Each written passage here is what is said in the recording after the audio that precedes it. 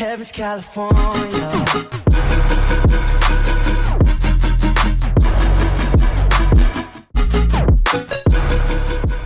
Yo guys, what's going on? Welcome back to another video, and today I was in all intentions to do a Q&A, and I did say a Q&A was on its way, but unfortunately I just didn't get the time to A, ask for many questions, and B, actually have the time to record it. I spent yesterday banging out all the Wolf Among Us. That's now finished, and I am going to be scheduling that this week. There is 2 more after what you will be watching. Well, it was supposed to be yesterday, but unfortunately it took a heck of a long time to upload, so it has gone up today. And I was in all intentions today. I was going to go, right, I'm going to use this weekend, I'm going to bang out every video for this week, and I had to spend this whole morning waiting for the Wolf Among Us to upload. That was uploaded, so I was like, right, ate lunch. This afternoon I was like, right, I'm going to come on, I'm going to do some FIFA, I'm going to try and get the Monaco first season done. I did the first episode done, and then Overwatch happened. All the people from Overwatch came on. I was like, screw it, we're going to play Overwatch, and I banged out and leveled up a couple of times in Overwatch, but that doesn't matter. So today I was like, what else can I do? I've done try not to sing, I've done try not to laugh, done a try not to cry. How about a try not to cry animals edition? Now, I don't know if I've said this before, there's been 3 films I've actually shed a tear at. One was Toy Story 3, because that was very emotional. There was Marley and Me when I saw that. But okay, these are about 7-8 years ago, but still. And then there was A Dog Named Christmas, which was quite a sad film as well. And 2 of them films are involving animals, which, yeah, I'm a big animal lover, and I'm all against animal cruelty and all that, and it just fucking makes my fucking blood boil. But today we're going to be having a look, searching YouTube again, seeing if we can find some sad animal videos to watch, and see how it goes. Okay then, so we have this video here, 3 sad pet stories that'll make you cry, 15 minutes long. Let's see if we can pass the test. At the time, I was 18, working as a VT. For those who don't know what that is, VT stands for Vet Tech. I had already been working at the hospital for around 2 years. I spent most of my first year at the animal hospital, working in the back, in the kennel area. Think of it as a hotel for dogs, just not as nice. After a year, I get moved to the treatment area, where I begin my real work as a VT. After some time, you sort of become desensitized to all of the animals' deaths. After an animal is put down, we have to bag him and tag him, which consists of us placing the bodies in a bag with tags that read private or community, etc. Tags are colored pink, yellow, red, respectively, of course. There is one day that I will never forget. At the time, my shift was almost over, and I was getting ready to leave, until the receptionist came running in saying, "Emergency, stray dog hit by a car, driver brought him in." I begin to quickly putting on my gloves, crash kit ready, operating room and table cleaned and prepared. They bring the dog in, and to my shock, it's in a horrible, bloody mess. Something odd happened. In a weird way, I felt like I knew the dog, almost like an old friend. But I pushed the thought away. The dog was a middle-aged yellow lab. My first thought is that the dog needs to be euthanized ASAP. I can see that there is no hope for the poor girl. The guy who brought him in showed us the dog's name tag. It had the name Crumpet on it. That's when it hit me. This was my dog. She must have gotten out the yard again and was hit by this guy's car. I then begin to hold my dog like an idiot as it barely gasps for air. Everyone starts to yell at me. I start to feel her blood soak into my scrubs. I can tell she's already so close to death. I look into her eyes and can tell she's in a great deal of pain, and there is no hope to save her. I've been working there long enough to know when a dog is too far gone. My shock begins to pass, and I fall on my knees. I begin screaming, "This is my dog," over and over again. Everyone in the room is just staring at me. After some time of crying, my other VT friend grabs my dog. He knows it. I know. Everyone knows it. He then hands me the euthanasia needle, saying, "You should be the one to do it. It's the right thing." As I inject her, I just think back on all the memories of her. The first day we brought her home, having to house train her, all the messes she made, all the toys she destroyed. All of that has led to this one moment. Her final moments, at least it's with me. I then whisper in her ear as the needle goes in, saying, "It'll be alright." Minimizing her pain was my only priority. I cradled her, stroked her head, until she passed away. After she died, nobody bothered me, and I just went home. I was covered in her blood. It's even on my face a little. My parents know my VT lingo. I told them all of it when I first started 2 years ago. I walk in, and my parents have no clue. They don't even know that Crumpet got out. They look at me and say, "Another Bag'em and Tag'em?" I immediately break down and cry. R.I.P. Crumpet, 2008 to 2015. I still have her dog bed in my closet.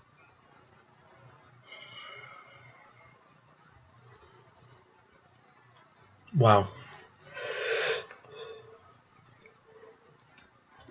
Everyone in the apartment complex I lived in knew who Ugly was. Ugly was the resident tomcat. Ugly loved 3 things in this world: fighting, eating garbage, and, shall we say, love. The combination of these things, combined with life spent outside, had their effect on Ugly. To start with, he only had one eye, and where the other should have been was a gaping hole. He was also missing his ear on the same side. His left foot had appeared to have been badly broken at one time and had healed at an unnatural angle, making him look like he was always turning a corner. His tail had long since been lost, leaving only the smallest stub, which he would constantly jerk and twitch. Ugly would have been a dark grey, tabby striped type, except for the sores covering his head, neck, even his shoulders, with thick, yellow scabs. Every time someone saw Ugly, there was the same reaction. "That's one ugly cat." All the children were warned not to touch him. The adults threw rocks at him, hosed him down, squirted him when he tried to come to their houses, or shut his paws on the door when he would not leave. Ugly always had the same reaction. If you turned the hose on him, he would just stand there, getting soaked until you gave up and quit. If you threw things at him, he would curl his lanky body around his feet in forgiveness. Whenever he spied children, he would come running, meowing frantically, and bump his head against their hands, begging for their love. If you ever picked him up, he would immediately begin suckling on your shirt, earrings, or whatever he could find. One day, Poor Ugly cat. shared his love with the neighbor's huskies. Hmm. They did not respond kindly, and Ugly was badly mauled. From my apartment, I could hear his screams, and I tried to rush to his aid. By the time I got to where he was laying, it was apparent Ugly's sad life was almost at an end. Ugly lay in a wet circle, his back legs and lower back twisted grossly out of shape, a gaping tear in the white stripe of fur that ran down his front. As I picked him up and tried to carry him home, I could hear him wheezing and gasping, and I could feel him struggling. I must be hurting him terribly, I thought. Then I felt a familiar tugging, sucking sensation in my ear. Ugly, in so much pain, suffering, and obviously dying, was trying to suckle my ear. I pulled him closer to me, and he bumped my palm with his head. Then he turned his one golden eye towards me. I could hear the distinct sound of purring. Even in the greatest pain, that ugly, battle-scarred cat was asking only for a little affection, perhaps some compassion. At the moment, I thought Ugly was the most beautiful, loving creature I had ever seen. Never once did he try to bite or scratch me, or even try to get away from me, or struggle in any way. Ugly just looked up at me, completely trusting in me to relieve his pain. Ugly died in my arms before I could get inside, but I sat and held him for a long time afterwards, thinking about how one scarred, deformed little stray could so alter my opinion about what it means to have true pureness of spirit, to love so totally and truly. Ugly taught me more about giving and compassion. Why did the owner not separate the dogs from the cat, man? Talk show specials ever could. And for that, I will always be thankful. He had been scarred on the outside, but I was scarred on the inside. And it was time for me to move on. Awful to find an animal like that. And deeply. Absolutely awful. To give my total to those I care for. Many people want to be richer, more successful, well-liked, beautiful. But for me, I will always try to be ugly. Wow.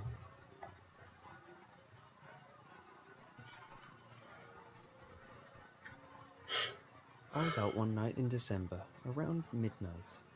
It was terribly cold, being the day after Christmas. I sighed deeply, almost amused at seeing my breath. I was tired, walking home from my friend Ricky's house. We'd just got done eating a ton of snack food and playing Pokemon, battling over and over like when we were kids. How I miss those days. I'm 17 now and kind of a nerd. I don't have a lot of friends, but I cherish the ones I do have. I don't have a girlfriend, but I do have a crush or two. Anyway, I loved taking walks at night. It was so quiet and peaceful. I also really loved the cold air caressing my cheeks and fingers. I sighed again, almost home. Just a block away was my house, where I lived with my mom and two bratty younger sisters of 15 and 10. Part of me didn't want to go home, worried Mom would catch me up late and scold me for being out alone. Suddenly, I saw her. She was pretty, kind of short but not a child. She had wavy blonde hair and was wearing satin pants and a light blue tank top. As I got closer, I could see her face.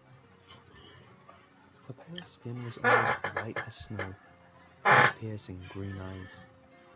Her lips and fingers were blue. She looked very sad and very cold. I imagined it was because she was barefoot and had nothing on her arms. As I got about 3 feet away from her, she took a step towards me and said, in a chilling, soft, yet raspy voice, "Can you help me find my cat?" I shrugged and tried to smile. "Sure, where do you think he is?" She pointed to a truck parked in a driveway. I nodded and walked with her to the car. Before walking around it, I took off my jacket and offered it to her. "Here, you're gonna freeze to death." She smiled sadly, looking up at me. After a short pause, she whispered, "I already have." By then, I was getting freaked out by her. I didn't believe in ghosts or anything, plus I could see her breathing. I put my jacket around her shoulders, and for some reason, I was relieved when it stayed there. I made my way around the car. Sure enough, there was a kitten underneath. I reached in and pulled him out to my surprise. He must have been focusing on her.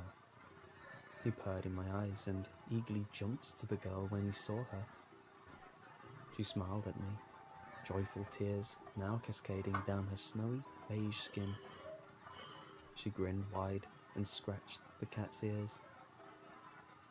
"Thank you so much." I smiled back, glad that she was happy.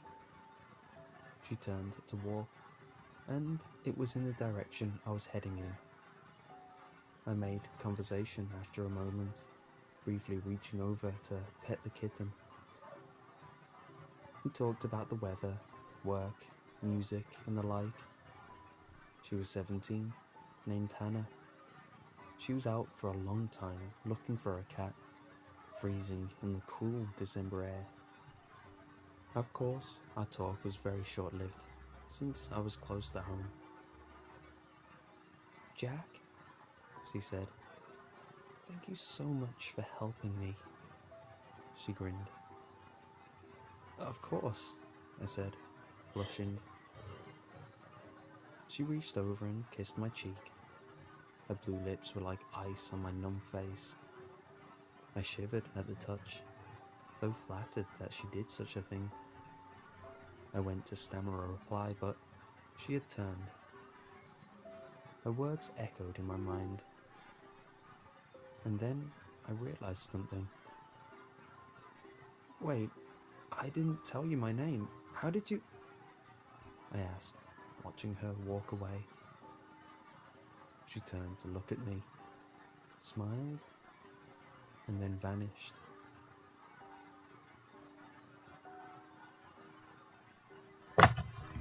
Jesus. So, that looks like it is it then. I mean, we could do that one for another day. I don't know. Well, like I said, it did make me shed a tear. I don't know, the first two, my eyes welling up, so I don't know, just sad stories about animals. It's not right. The first one, there's nothing you can do, but then that cat, their owner should have done something with them huskies. And that last one was a little bit creepy, but hopefully you guys did enjoy. If you did, remember to smash the like button, comment and subscribe. Thank you all for watching, and I'll catch you in the next one. Goodbye.